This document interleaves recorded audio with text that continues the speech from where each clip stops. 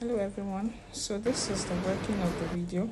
You can see the first thing I did was to remove the sound. See the sound? I removed the volume so that the background sound will not show on the video, and then applied it to all the clips.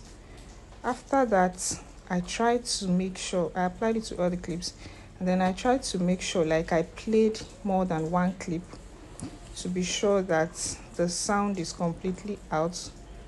That is why you see that it's a bit long. And then after that, I tried to get the exact point. You see me going back and forth now to get the exact point where I threw the clothes on the mannequin. So where the clothes was hanging on the mannequin, that's why you can see the working on the screen recording, going back and forth, because I needed to get the exact spots where the clothes rested on the mannequin for my transition effect, which I did.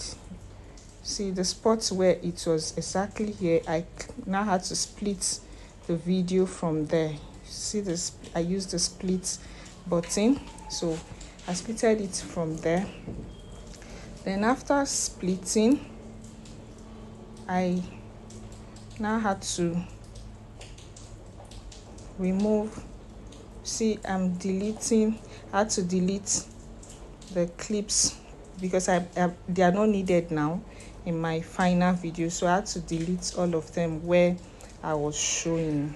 I was just scrolling to see where I will start deleting from. You can see I scrolled to almost the end where the clothes was on the mannequin, and then I deleted the previous. You see, I deleted that clip, and then I deleted the other one so that the transition will be smooth.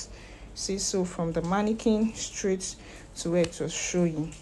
Then I noticed this video was unnecessarily long, so I cut it to reduce, and then this is the final outcome. Okay, so basically that was how I did the editing.